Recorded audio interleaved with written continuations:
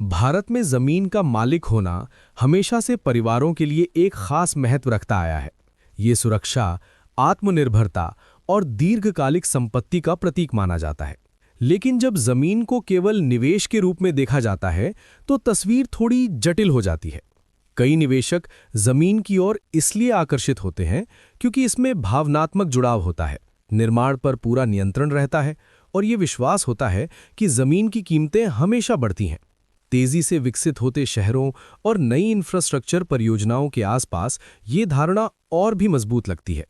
सबसे बड़ी चिंता उन जोखिमों की होती है जिन्हें अक्सर कम आंका जाता है।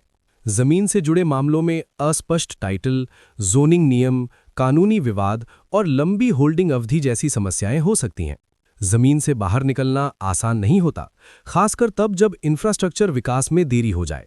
प्लॉटेड डेवलपमेंट्स को अक्सर स्टैंड अलोन प्लॉट्स की तुलना में सुरक्षित विकल्प माना जाता है, क्योंकि इनमें ज़रूरी मंजूरियां और बुनियादी सुविधाएं पहले से होती हैं। हालांकि ये कुछ जोखिम कम करते हैं, लेकिन लिक्विडिटी, समय सीमा और भविष्य के विकास से जुड़े जोखिम पूरी तरह खत्म नहीं होते।